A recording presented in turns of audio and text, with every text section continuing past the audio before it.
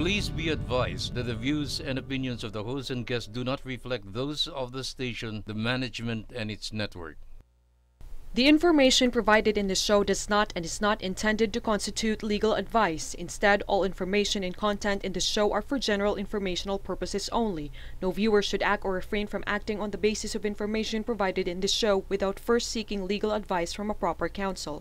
No attorney-client relationship is created or intended to be created with the audience of the show.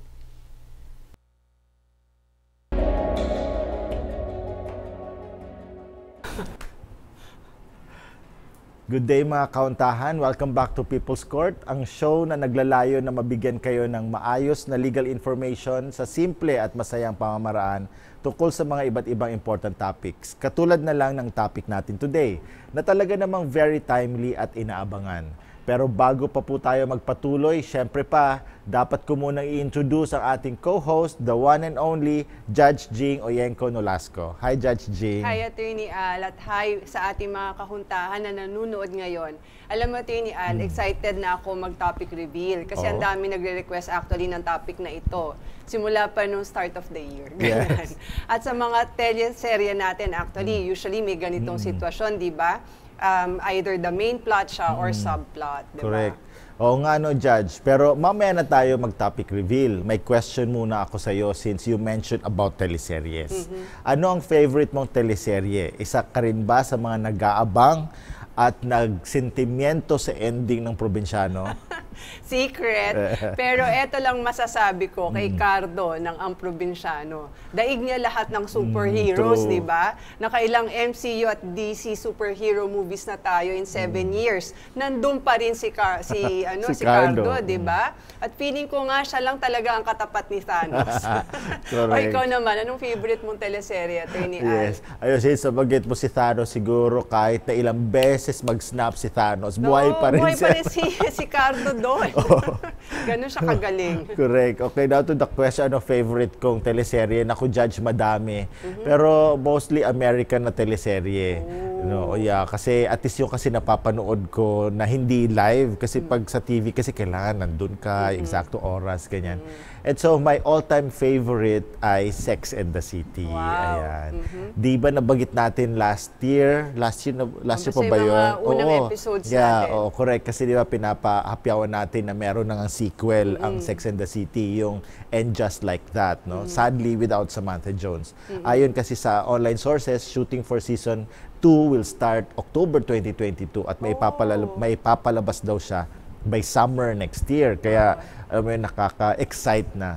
But fortunately, walang patayan at nabubuhay mula sa pagkamatay sa And Just Like That. Di tulad ng ang sa Probinsyano, di ba? Oo nga. Naku, yung And Just Like That na yan, season 2 na pala. Oo, yung first correct. season nga, hindi ko pa napapanood. Ako, dapat pala mapanood ko dapat na yan. lang. No? Yes. Nako, anyway, ang sarap pa sanang pag-usapan tungkol sa mga teleserye. Katulad niyan. Tatanungin pa nga sana kita, nung bata ka ba, nanonood ka ng Gulong ng Palad?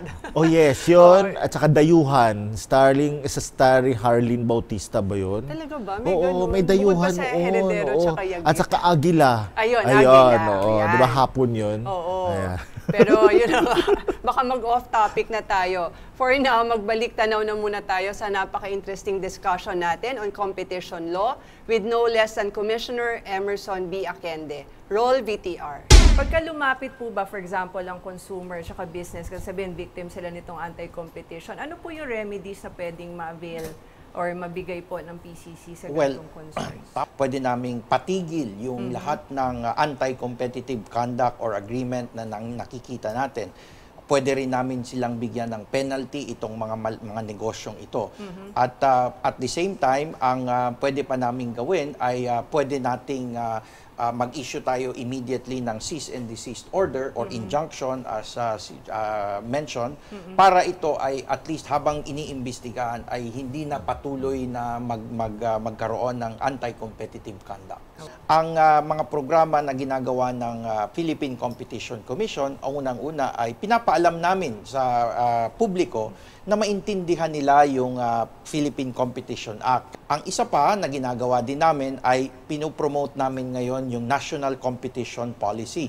Ito ay isang pulisiya ng pambansang pamahalaan na nire-require na ngayon ang lahat ng ahensya ng gobyerno at mga pamahalaang lokal na mag-comply sa Philippine competition policy natin. Maraming salamat sa ating production team for the highlights, at syempre pa maraming salamat kay Commissioner Aquiende for guesting in our show and for his simple discussion on the competition law. So Judge, anong takeaway mo from that episode? No, before I go into that, Attorney Al, nais ko lang na magpasalamat uli kay Commissioner Aquiende for enlightening all of us on the essentials of the Philippine Competition Act. Sa sobrang galing niya, tsaka simple kasi yung pagpapaliwanag niya na parang feeling ko yung napaka-complicated matter, napasimple niya, kaya parang na-entice ako na mag-apply kaya ako sa Philippine Competition Commission, no? Okay. As Commissioner. Pwede. Pero, Pwede.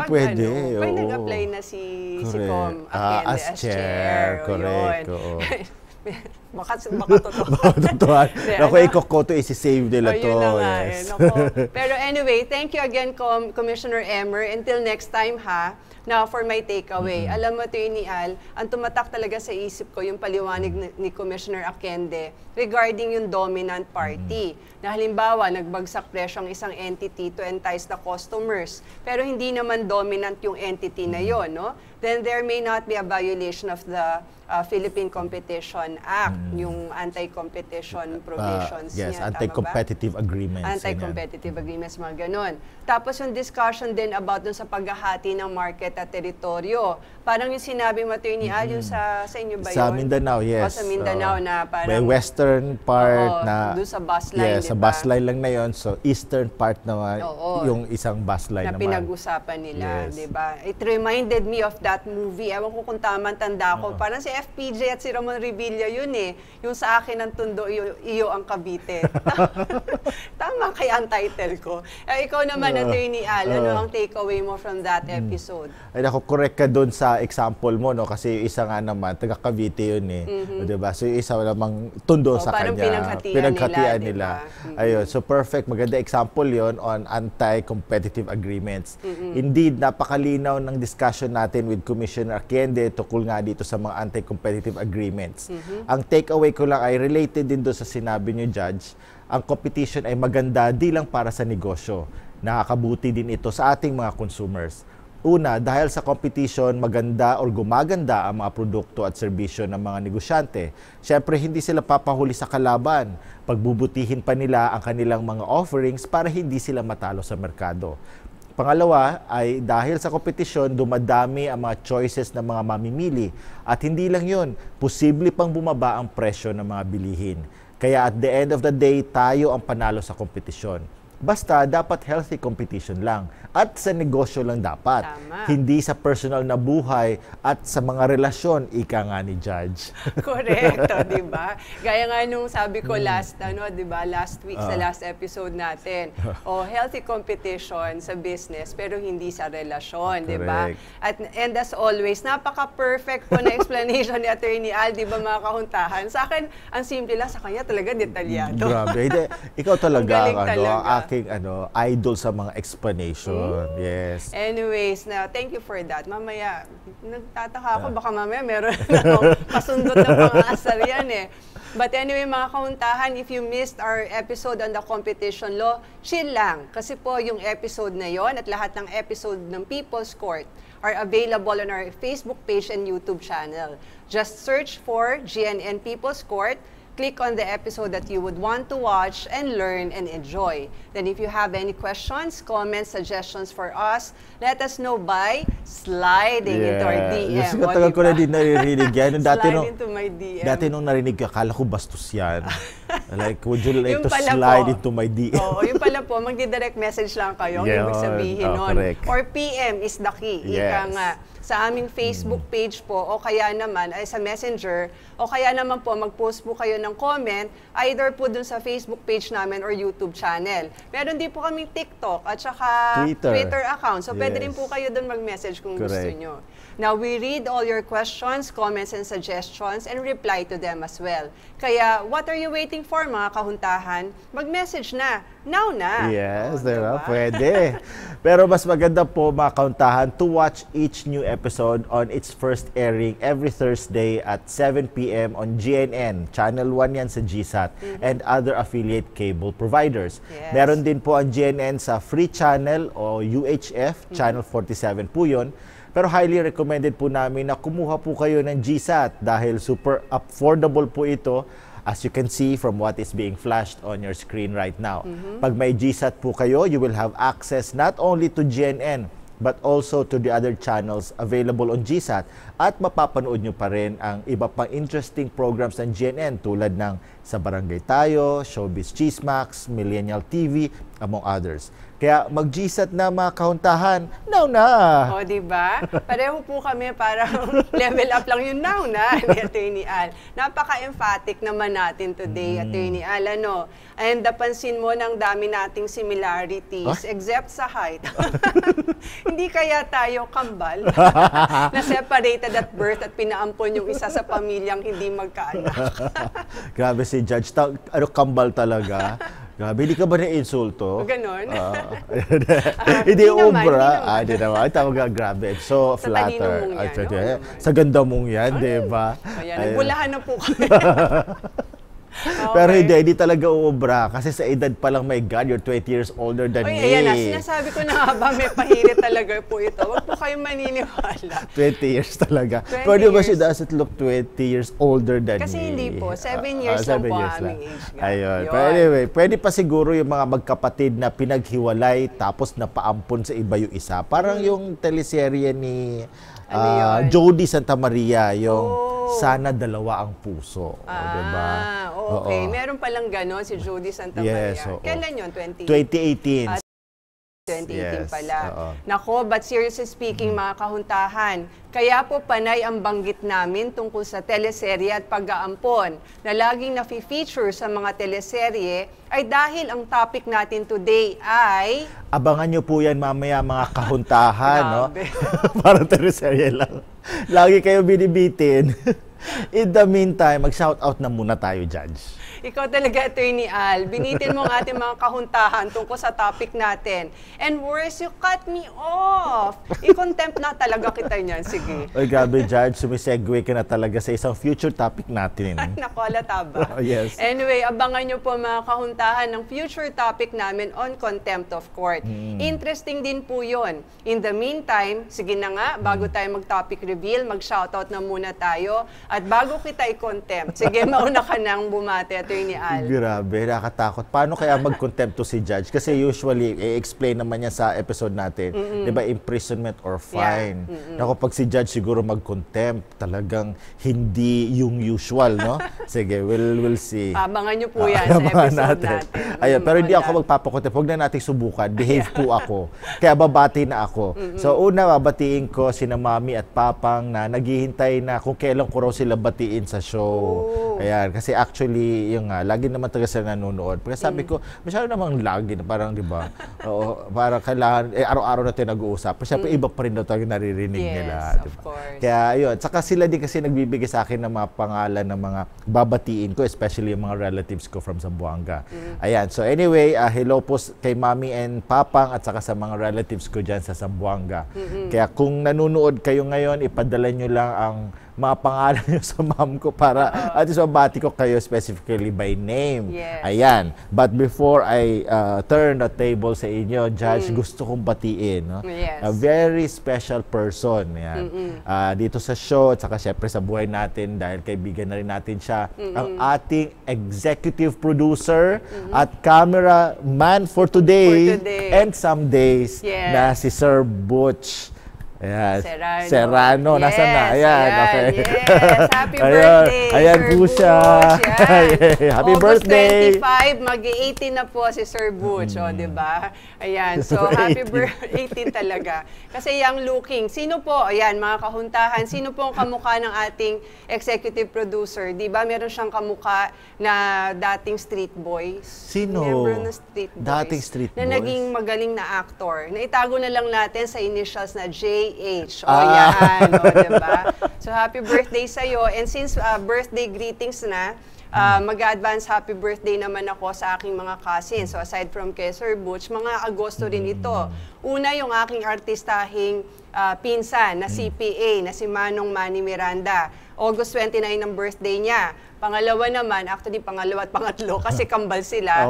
Yung kambal kong pinsan na parang mga younger brothers ko na, sina Bobby at Attorney Carlo Toral, na sa August 31 naman ang birthday. Happy birthday sa inyo and may God bless you more. Of course, pati si Sir Butch, may God bless you more. At hi na rin po sa mami at papang ni Attorney Al at sa mama at papa ko. O ngayon, with that, pwede na tayo mag-topic reveal, Attorney Al. Hindi mo na ako pipigilan at hindi mo na rin bibitinin ang ating mga kahuntahan. Nako, hindi na, Judge, promise. Kaya mag-topic reveal na tayo.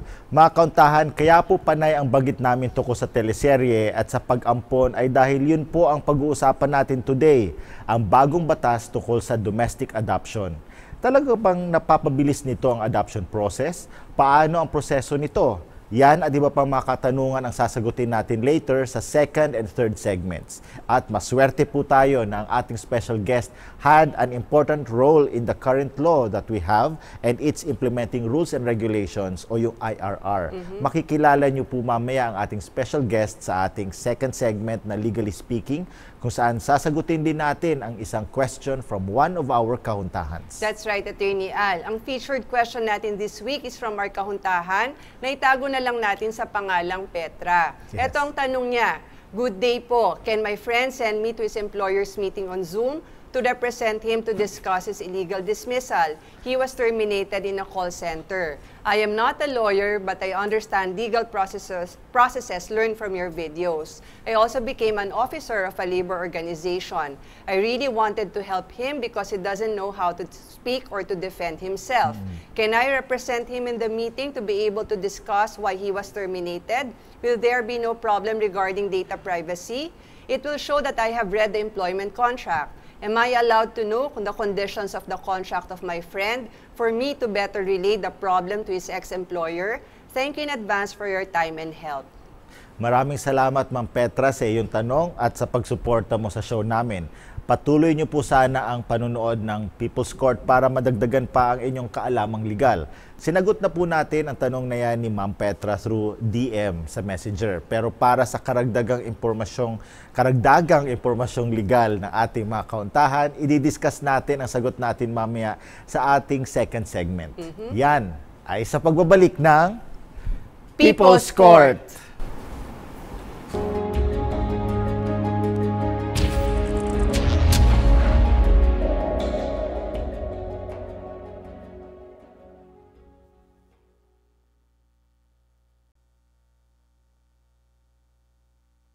The information provided in this show does not and is not intended to constitute legal advice. Instead, all information and content in this show are for general informational purposes only.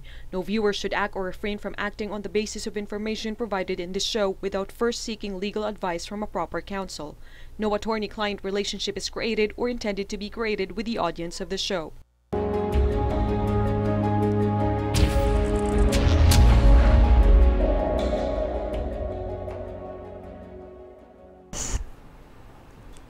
Welcome back to People's Court. Ako uli si Attorney Al Jumrani at kasama pa rin natin ang pang-teleserye na si Judge Chioyeco Nolasco. Hi, Judge. Hello, Attorney Al, at hello po ulit sa ating mga kahuntahan. Grabe ka na sa akin, Attorney Al. Bakit naman pang-teleserye? Bakit naman hindi? Yung buhay mo, yung success mo despite your struggles, especially when your husband died, no? Kaya nga pang-teleserye kasi nga napaka-inspiring ng message ng buhay mo. Yan, yun yung Judge. Akala mo naman bilang nanay ni Darna, ano ba? Talaga ito, nanay talaga ni Darna. Sige, nako, ikaw talaga. Pero gusto ko yung sinabi mo about yun nga, positive vibe, if ever. Parang pang maalala mo kaya yata ang peg, di ba?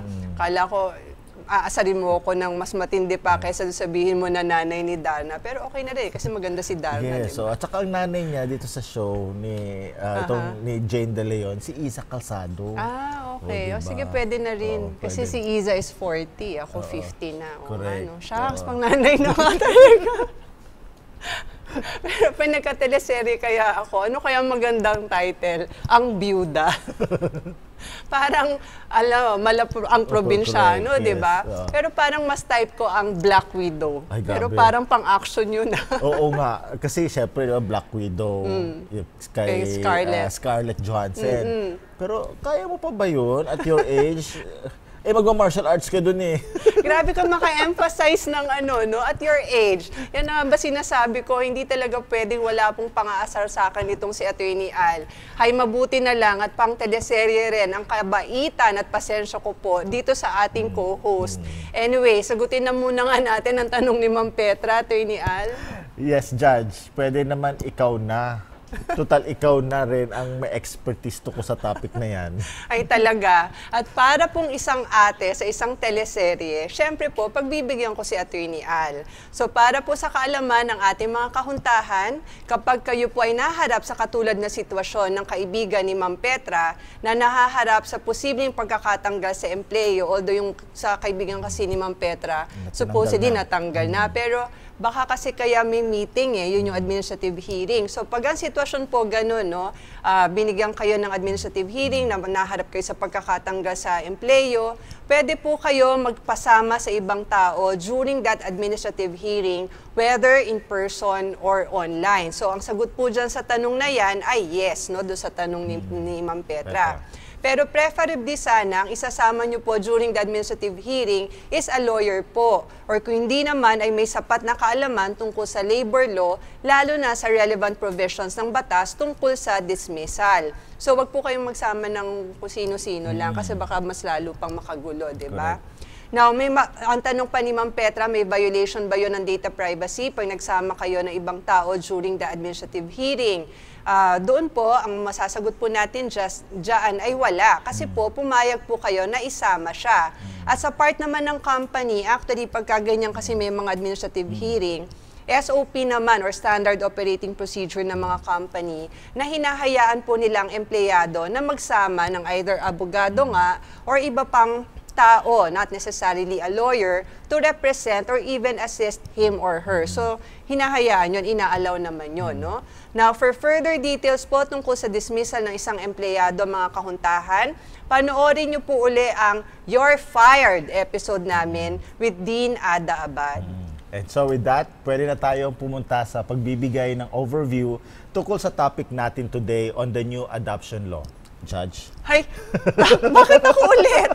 Ako na nga sumagot ng question natin for today Ikaw na kaya magsimula ng discussion, Attorney Al. Tapos segundahan ko. Okay. Tag team tayo uli, ika nga. Besides, eto, mas gamay mo naman ito dahil di ba topic mo nga ito sa MCLE. O sige na nga, pero syempre ito ating special guest talaga, ang expert talaga on this topic. Yes. Pero anyway, Pero expert ka rin. Sige, sa ibang bagay.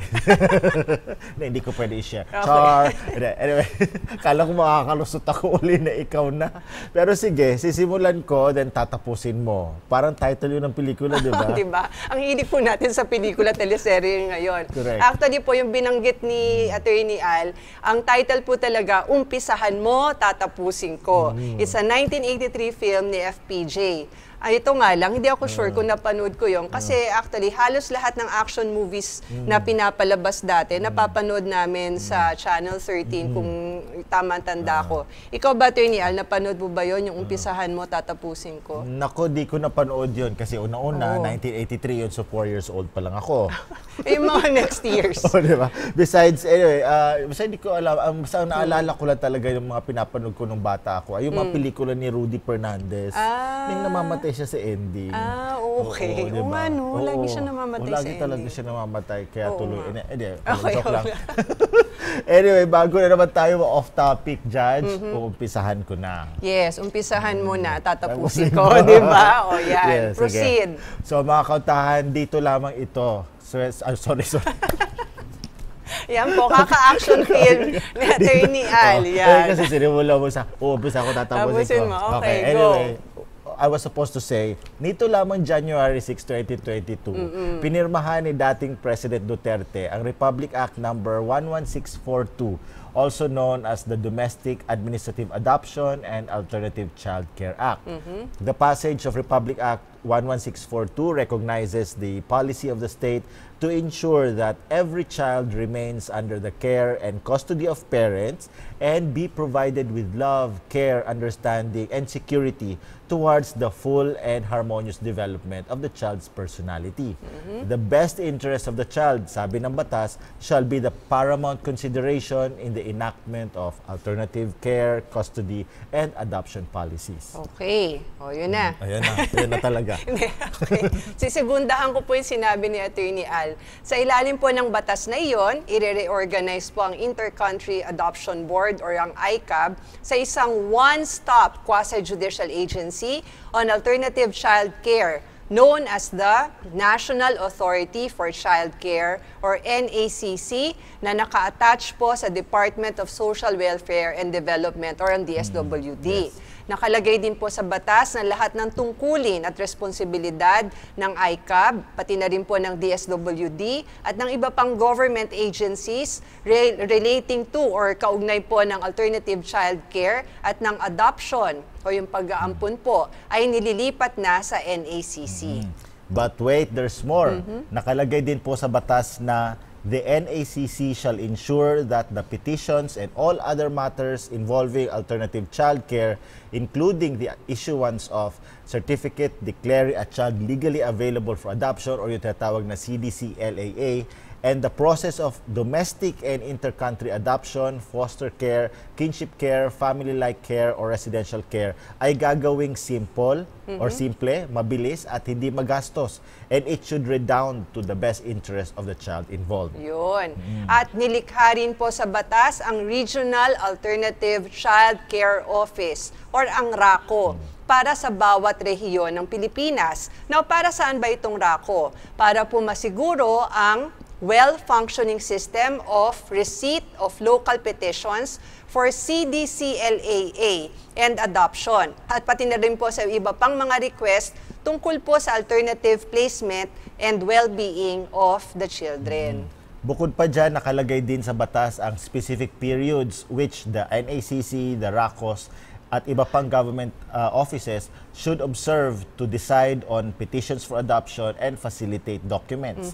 Notably, nakalagay din sa batas na ang desisyon ng NACC shall be appealable to the Court of Appeals within 10 days from the receipt of the order by the interested party. At para mapangalagaan ang kapakanan ng mga batang aampunin, requirement po sa batas ang home study report or a written report. Ang magpe-prepare po noon o maghahanda noon ay isang adoption social worker. Kaugnay po ito sa motivation at kapasidad noong mag-a-adopt na yung prospective adoptive or foster parents na makapagbigay ng isang tahanan or home para po matugunan ang mga pangangailangan ng batang aampunin. Tama, perfect. Perfect diba? ka dyan. Perfect. Yes. Another worthy provision of RA 11642, Judge, ay ang pagpaparusa o pag-i-impose ng penalty doon sa kapag ka ang batang aampunin ay na-expose sa danger, abuse, or exploitation, as well as yung tatawag na simulation of birth or simulation of birth.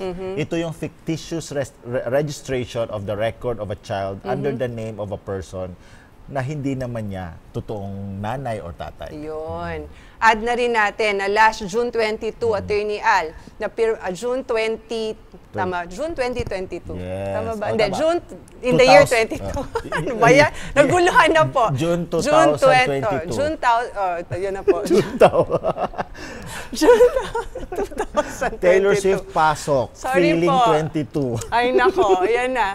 Napirmahan, ito lang pong June. Ayan na lang, ng taong ito. Ayan, ayan. Napirmahan ng implementing rules and regulations ng RA 11642. In fact, mismo pong si Senator Grace Poe, who is a co-author of the law, was the keynote speaker dun po sa pirmahan ng IRR. Incidentally, banggitin na rin natin, Attorney Al, ng iba pang co-authors ng batas na ito ay sina Senators Risa Ontiveros at Pia Cayetano. Eto pa, gaya na nabanggit natin kanina, our special guest for today was one of those who drafted the IRR. Kaya talagang we are Yes. fortunate to have her here today to talk about this new law on adoption. Attorney Al, with that, siguro naman, it's about time that we introduce our special guest. Correct. Oo, dapat nga kanina pa, di ba? Oo. But anyway, our special guest is the current director of the Office of the National Administrative Register, or ONAR. She's a book author, law professor, and a trial lawyer. She is an ISKA, or Scholar ng Bayan, just like Judge Jing, and having finished her undergrad and Bachelor of Laws degree from the University of the Philippines. And to add, Attorney Al, no, just like one of our previous guests, si Attorney Dennis Gorecho, naging classmate ko actually ang ating special guest sa ilang classes sa law school. The most memorable of which is yung Civil Law Review.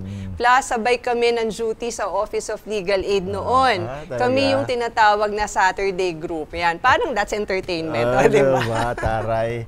Actually, napanood ko rin yun, In yung That's- That's Entertainment. At ang favorite ko ay Wednesday Group. Bakit? Yung group ni na Cheryl Cruz at Romnick Sarmiento. Oh, wow, diba? ganon. Ako, sorry ba ako tayo, baka hindi na alam ng ilan dyan, no?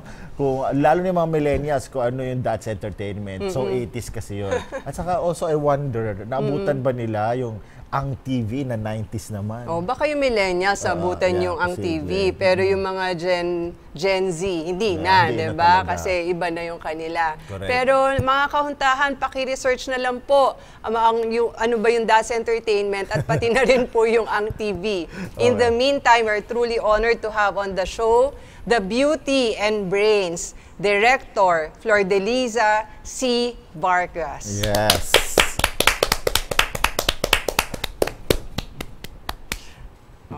Hello, Falor. Ayan, ako. Super Hi, happy to Tony. see you again. And of course, super thanks again. Na grabe, no? Parang pumayag siya na makulit ko. Kasi kinukulit ko siya Correct. talaga Oh, I na know, mag-guest you're so dito on this busy. very special topic kasi nga requested na to sa amin. Very close to my heart, kaya rin pumayag ako. Ayun nga. Nang pagiging close sa puso ko ni Judge G. Di ba? Oo nga. At a Saturday group nga tayo, di ba? Correct. Pero parang meron ako na-feel na undertone doon na actually napilitan lang ako. Okay, anyway, Attorney Falor, meron akong personal question. It's so personal. I hope you will indulge us. Ayan, kinakabahan. Ang tanong lang ay, paano ka nagsimula pala sa family law practice? Biglang ganun. Kaya yung pala yun. Ito pala ito daw.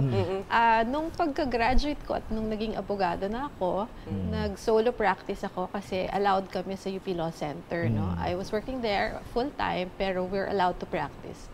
And most of the cases na nilalapit sa akin, family law cases. So, actually yun, doon na ako nag-start.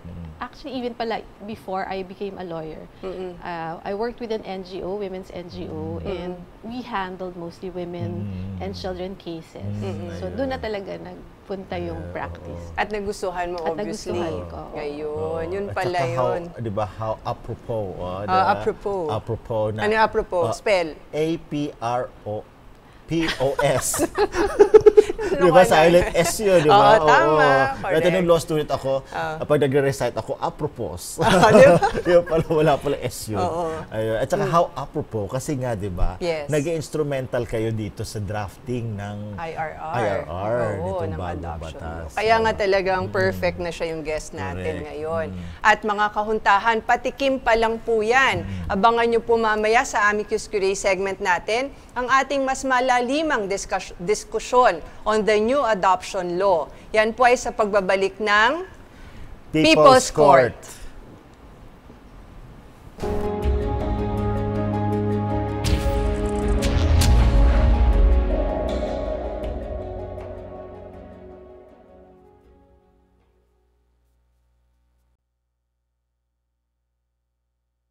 The information provided in this show does not and is not intended to constitute legal advice. Instead, all information and content in this show are for general informational purposes only. No viewer should act or refrain from acting on the basis of information provided in this show without first seeking legal advice from a proper counsel. No attorney-client relationship is created or intended to be created with the audience of the show.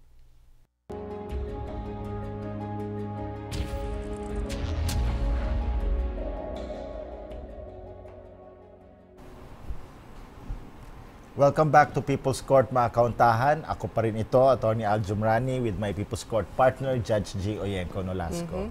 This is the amicus curiae segment. At alam nyo na ang translation nito, di ba? Kasi paulit-ulit na namin sinasabi.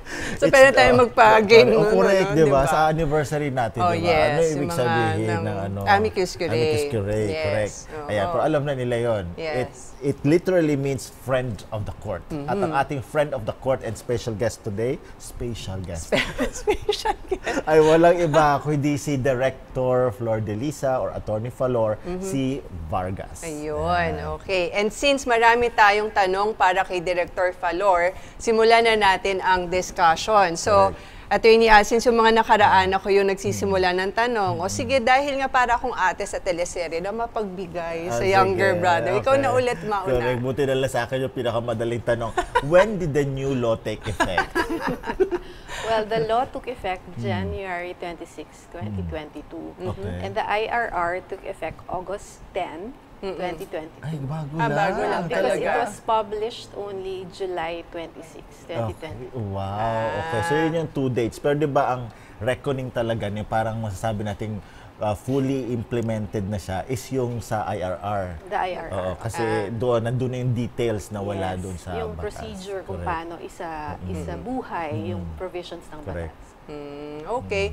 Ngayon naman, ako naman, so after mo, sisugundahan ko na. So alam na natin kung kailan nag-take effect ang batas, bagong-bago lang talaga. Falor, paano ba naka-apekto itong bagong batas natin doon sa mga pending adoption cases natin sa korte? Kasi actually, nung judge ako sa RTC, meron yan yung ka rin. favorite ko eh, mga adoption cases. correct, Kasi oo. parang ang saya-saya, like yung nullity of marriage cases na iyakan, Yes, ganyan. oo. Pagdating ng adoption, parang napaka-light ng vibe sa And court. hopeful. No? Yes, and Oo. hopeful, very hopeful. Yeah. Eh ngayon, yun na, affected na nung batas yung mga court cases ng adoption. Actually, nung nagkaroon na ng bagong adoption law, may option naman yung mga nagsampa na ng kaso sa korte na ilipat nila sa NACC yung kaso nila. Or pwede manatili na lang sila dun sa court. Kung depende sa stage siguro nung kaso, kung tapos na sila mag-present ng evidence, parang hindi na naman practical na umalis pa sila sa court. So yung So, mga nasa kanila pending, yung option. Okay. Yung Pero pala yung mga magfa-file pa lang, Mandated na. Ano na, administrative na. Mas maganda yung Oo. administrative na. Correct, correct. Okay. Ayun. Paano naging mas maganda yung administrative as compared to the court case? Kasi nga sabi, itong bagong batas natin, it aims to expedite the adoption proceeding. So, paano yun ginagawa under the new law ngayon? Are you asking about the entire process ba? Oh, yun nga. Yes. Paano napabilis? Highlight mo lang sa ating mga kahuntahan. Napabilis siya kasi hindi na siya mag-go through ng trial sa korte. Magpasabit ka lang ng mga dokumentong kailangan at i-evaluate lamang ito ng NACC at maglalabas na sila ng desisyon. Oo, ganun na Pero ang pwede pa rin administrative ba siyang process. i-oppose? Like kasi sa trial kasi definitely may posibleng may opposition dun eh.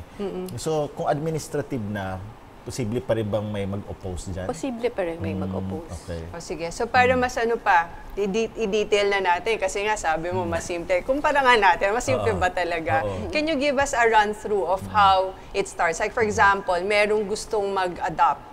Tapos hindi na siya magko-court case dito na nga lang sa under the provisions of the new law. Anong dapat niyang gawin? Kung sila ay mag-asawa, mag-apply sila bilang prospective adoptive parents. So, there's an application process, magbibigay ka ng documents na kailangan ng NACC. Like anong documents yun? Yung inyong marriage contract, income ninyo, if you're able to take care of another child, no? And yung psychological evaluation nyo, physical evaluation nyo, that you are well, at wala kayong mga kasong nasampalaban sa inyo. Pag na-evaluate yon at nakita na maayos, ilalagay kayo sa national roster of adoptive parents.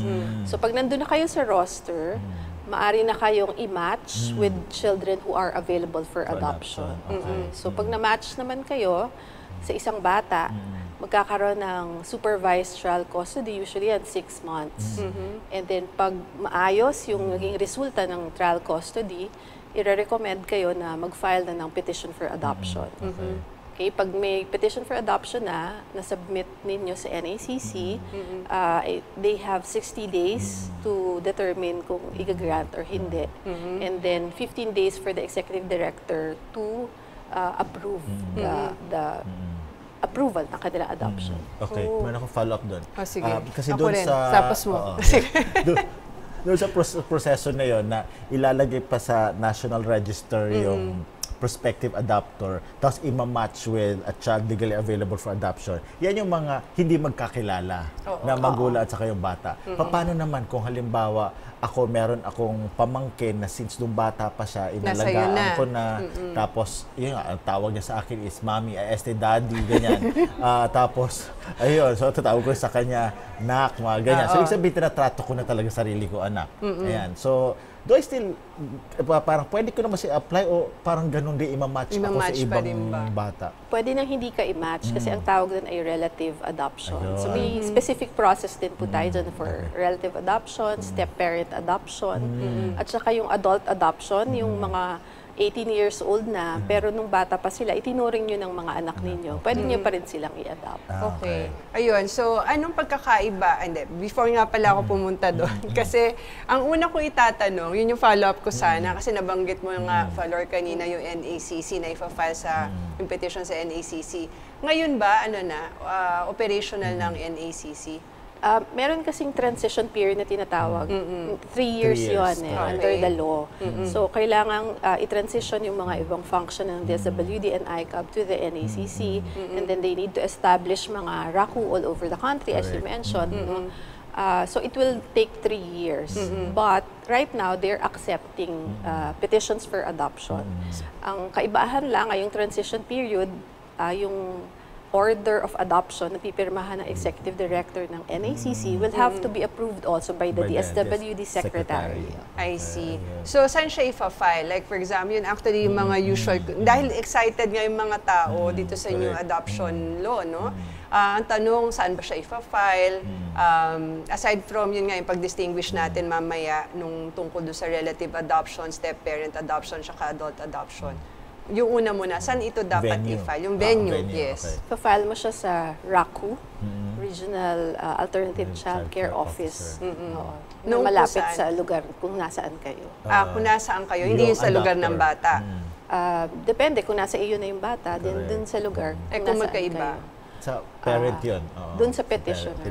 Sa petitioner pa rin. Paano kung wala pa RACU? DSWD. Kasi yun yung ba't ko transition. sumasagot? Sorry naman. No, I think the NACC will issue guidelines on this kasi nga nagta-transition pa sila. Okay. Kasi sinabi naman kasi di director na nagta-transition na. So, in-assume ko na. Yun nga. Kasi nga yun yung practical concerns ng mga like during this transition period, kasi 3 years nga, di ba? In the meantime, kung wala pang RACU, kung wala pa yung saan muna siya pwede i-file? Okay. Segundahan mo yung yung sa region, relative adoption. Sa relative adoption. Okay. So, yung relative, syempre, hindi lang enough na or relative ko yan. Meron pa mga additional qualifications. Siguro sa age, meron ba mga ganong qualifications as to the age of the adopter? Na-mention mo na partly yung yung financial capacity. But in addition to that, meron pa bang ibang qualifications ang isang adopter? Kung relative adoption ba to? Yung term kasi is 25 years old yung mag-a-adopt at may 16-year age difference sila. Kita sa relative adoption, kailangan hanggang 4th degree of consanguinity lang yung pwede mong i-adopt. So, para sa kalinawan na ating mga kahuntahan, kasi yan lagi rin niya, alam mo, kahit sa law students, hindi alam kung ano yung 4th degree of consanguinity. Yung iba, hindi naman po lahat. Matatalino ating mga law students. Pero iba kasi pag natanong mo, hindi man yung computation. So, lalo na yung mga laypersons. Ano ba yung, hanggang saan yung 4th degree of consanguinity? Hanggang sa first cousin. Sa first cousin lang. So, pagka second cousin na yung gustong mag-adopt, nagpas na yun. Hindi na siya papasok sa relative adoption. Sa iba, meron pa bang way of going through the adoption? Like, ang i-adopt niya is Apo. Pero yun nga. Pagka po, pasok yun, di ba? Hanggang Pasok third pa yun. kasi ata. Pero kung second cousin nga, halimbawa, dahil nga yung bata, yung sabi mo kanina, Al, pinagkatiwala sa yung bata, tawag na sa'yo, Mami. Pero anak yon ng second cousin mo. Gusto mo i-adopt. Paano na siya? Baka pwede mong hintayin na mag-18 siya Okay. para adult adoption Adult na. I see. So ayan na, dahil binanggit mo na si adult adoption, ano naman yung, paki-explain for our kahuntans, ano tong adult adoption na to? Actually, hindi na siya bago. Nung sa old law natin, sa 8552, meron na din adult adoption. So ngayon, similar to that, kailangan yung bata nasa poder mo na or tinuturing mo ng anak mo at least mga ilang years bago siya naging 18. So at least 3 years prior to reaching the age of majority. Yes. Kailangan ipakita mo yun na talagang inaasikaso mo siya bilang anak. I Correct. see. Which brings me to this interesting point. Kasi, di ba yung continuous possession of a status of a child, isa din yan sa proof of filiation. Tapos, posible siyang ma-open to challenges, no? Like, sabihin, hindi naman totoo yan. Lalo na pagka gusto i-establish ng parent at saka yun ng child yung filiation. But with this adult adoption under the same ground, masabuti pang i-adopt mo na lang yung bata, hindi na mag-file ng petition for establishing filiation. Maaari Diba? din kasi ang status niya ay katulad Legitimate ng agad. legitimate Correct. or marital child. Correct. Instead na mag-ano pa ng kasi diba yung filiation. filiation na yan? Kasi what if illegitimate ka lang pa rin? Kahit na ma-establish yung filiation, but still the relationship is illegitimate or non-marital. But Correct. with this one, na na-introduce nitong batas na to, mas madali, hindi ka nadadaan din sa court, DSWD or RACO ka na. Correct. Oo nga. Legitimate agad yun. Tama, oo nga. Mas maganda. Ngayon ko lang naisip yun. Hindi, maaari Mukha din nga. yun. Oo, Maaari diba? din talaga Pwede. yun na Oo. i-adopt Mas mo madali. yung anak mo na illegitimate. Oh yeah, correct. Para Yes. ma-elevate yung status niya. Oo. Legitimate. legitimate. I see. Ito pa, kasi nga sinasabi mo, Falor, no, yung anak mo na illegitimate, pwede mong i-adopt para maging legitimate. So, punta naman tayo doon sa isa pang nabanggit mo kaninang kind of adoption, yung sa step-parent naman. Kasi nga, ito yung... Bawa, ito na. Ayan, sige, alam ko na yan. May darating na. Alam ko na yung illustration Kasi nito. recently, lagi pong banggit mga kahuntahan ni Attorney Al. Alam niyo naman, napansin niyo na po yan, napakahilig po ni Attorney Al mag-discuss about the AFAM. Yes. Si Judge J. Ano The naman? AFAM, Hindi, ano ka? the AFAM friend. Wala ko Ayan. sinasabing AFAM hunter. The AFAM friend. Niloloko lang po ako yan. But anyway, lagi pong bukang bibig ni Attorney Al yung sa AFAM. So yun, yung sa step-parent. Let's say, yung AFAM nakapag-asawa ng Filipina. May anak na Filipina. Ay, may anak yung Filipina. So gusto i-adopt. So ano, madali ba yun? O iba ang proseso ba nun? Oo, kasi AFAM siya. Ay, foreigner.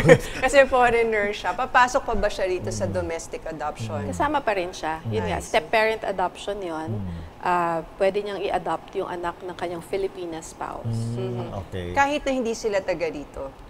Kasi yun, ang ano nila, or nakatira sila sa ibang bansa, umuwi lang sila rito from time to time, pero gusto talaga ni husband, ni foreigner spouse, na i-adopt yung child nung anak nung Filipina spouse niya. Oo, kung married siya sa Filipina spouse, hindi na mag-a-apply yung requirement for foreigners I to see. be a habitual resident for at least 5 years. I see. So, hindi yun i-apply sa kanya kasi married siya to a Filipino Oh, yun yung maganda doon. Ayun, maganda. Oo, kahit pala hindi taga rito, pwede ka, basta nga doon siya papasok sa step parent adoption. Doon ba may age ano rin? Hanggang minor pa yung Bata. I see. Yes. Wala naman kaming nilagay doon na parang maximum age. Sa pagka sa step parent. Ito pa. Ang dami. Parang yung sa kasi napag-usapan natin ng teleserye. Paano Yes. ngayon, Falori, yung sitwasyon? Pagka yung bata, napulot. Yung mga iniwanan. Foundling. Oo, yung mga naiwan doon sa naiwan, gate oo. ng bahay, tapos inaruga na nung mag-asawa bilang anak nila. Tapos, gusto na nilang i-adopt. Kumbaga, hindi sila kasi di ba iba ginagawa nga, sinasimulate na lang yung sa birth certificate. Ayaw nila nung gusto nila talaga dumaan sa proseso. Paano ang gagawin nila if they want to adopt that child na tinuring na nilang parang anak na from baby talaga hanggang ilang taon na yung bata, mga 7 years old na. Ganon. Ano ang gagawin nila? Actually, nung nag-take effect tong batas, dinidiscourage na talaga yung independent placement. Meaning, meron kang specific bata na gustong i-adopt. I see. Kasi dun sa in-explain ko kanina, di ba, lahat ng prospective adoptive parents nasa roster. Correct. Oo. So siguro sa sitwasyon nila, dahil late na nila na isip i-adopt tong bata, maaari silang mag-apply as prospective adoptive parents. At ilagay nila na yung circumstance, matagal na nilang nasa kanila yung batang ito. At i-consider naman yan ng NACC. Oo, yun. Kasi may mga sitwasyon na gano'n. So ito, may follow-up din tukol doon. Nasaan ang magulang, yung mga biological parents? I mean, what role or meron pa ba silang parang role dun sa adoption? Like for example, these children, whether yung abandoned or basta yung biological parents, meron bang kailangan from them para hahanapin pa ba sila? Paano kung wala na sila? Mga ganun. Siyempre kung alam natin kung sino yung mga magulang at i-adopt tong bata, kailangan mag-execute sila ng consent to the adoption. So, importante yung role nila. Hindi mapoprocess ang adoption kung walang consent nila. Kung naman ang mga bata ay hindi natin kilala kung sino yung mga magulang, mag-make ng effort ang gobyerno, hanapin sila through tri-media, TV, radio, newspaper, no? Even sa social media, maaaring din nating hanapin sila.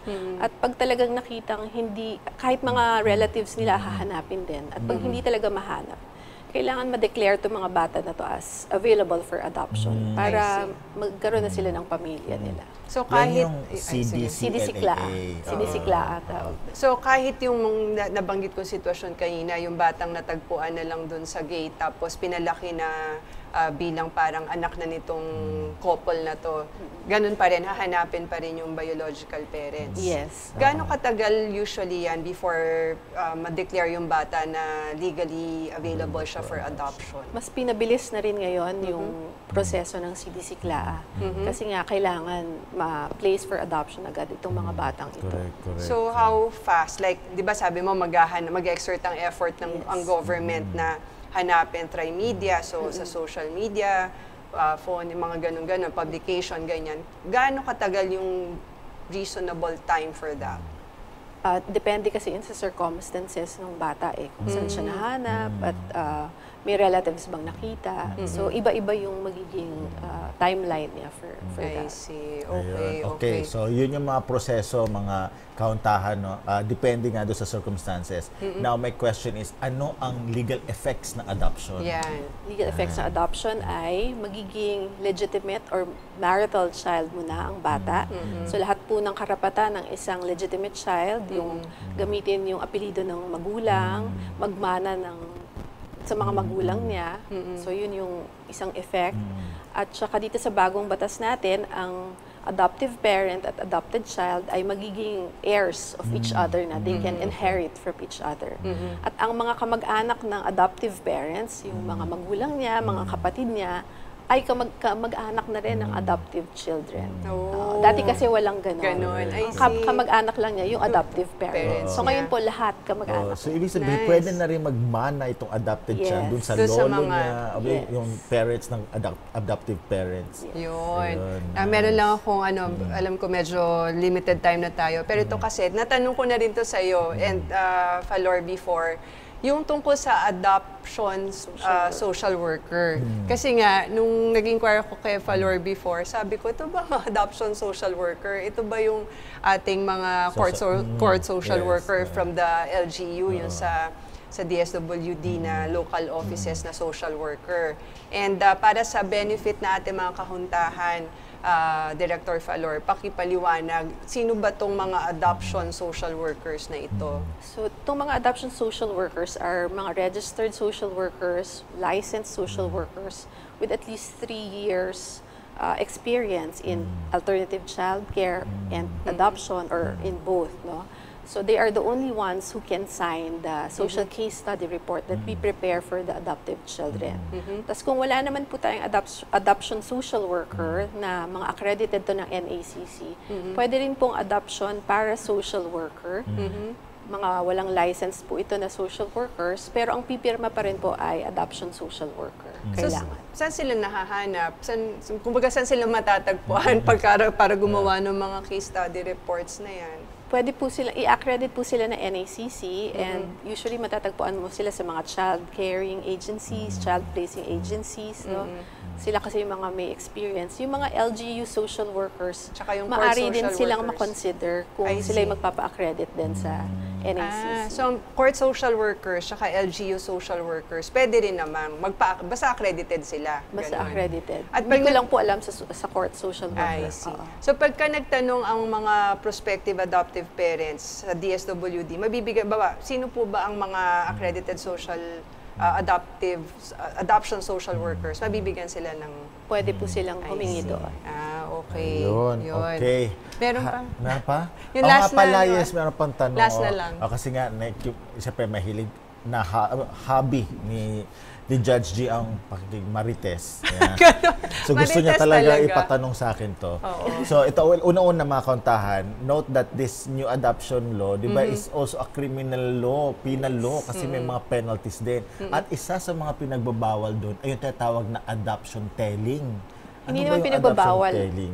Inano siya, ini-encourage. Ini-encourage. Ay, in-encourage ba? Okay. Akala ko naman Pinagbabawal. Actually, Okay, ano yan? nire-require. Hindi Ni-require ang Okay. adoption telling. Ano yung adoption, Adoption telling ay yung proseso na ng adoptive parents, sasabihin nila dun sa adopted child, yung story of adoption Okay. nila. Akala ko ang ibig sabihin niyan, ayan, buti na lang in-invite natin si Atty. Falor. Para malinawan. Yung adoption telling, yan yung pag-disclose ng confidential information. Hindi yon. Okay. So, adoption telling is... Pag yung, sasabihin mo sa bata na bata. ikaw ay adopted at kailangan mo tong gawin bago siya mag 13 years old. Parang yun yung maximum time mo. correct. Oo, kasi so importante required na yun siya. for the development of the child and welfare din. Kakaroon siya ng trust issues kasi kapag hindi niya malaman through you at malaman pa niya sa ibang tao. No? So mas maganda na ikaw ang magsasabi sa iyong anak na siya ay na. Paano pwede bang kasi sabi mo required na siya sa batas. Meron bang sanctions sa adoptive parents pagka hindi nila yung ginawa or hindi sila nag-comply? Walang provision dun sa batas, pero ine-encourage nga lamang sila na hanggang 13 years old. That's O good, nga, di no, ba? para at least Interesting. mabago na yung Yeah. perception natin about adoption. Yes. O kasi remember, ito to be honest, pero okay na kami ng kapatid ko ngayon. Dati pag nag-aaway kami nun, sasabi ko talaga sa kanya, ampun ka lang. Oo, yun yung usual mga ganun, ano eh. no? Oo. No, and that's the harsh reality, no, na parang it becomes now like a status, Oo, no? oo, stigma. Stigma, Stigma. no? Tapos negative siya. So at Oo. least now, no? Mas maganda. Mas maganda na siya. Oo, yan. Ako. Yeah, hay nako, ayan. So ito na talaga. Kulang na talaga tayo. Ayan. Kulang na kulang. Ayan, ang ating allotted time sa paghimay ng new adoption law. In fact, we need a part 2 for this. Pero at Yes. least na-cover na natin ang basics. That's true, Attorney Al. And we are thankful to Director Falor for simplifying the new adoption law for us. Nasagot niya ng maayos sa mga tanong natin, pati yung clarification on adoption telling, di ba? So, may pabaong ka ba, Director Falor, to our kahuntahans regarding this very timely and important topic on adoption? Actually, yung message ko is connected dun sa sinabi ni Attorney Al kanina, no, na itong batas na to, hindi lamang niya pinapasimple at ginagawang hindi magastos ang adoption.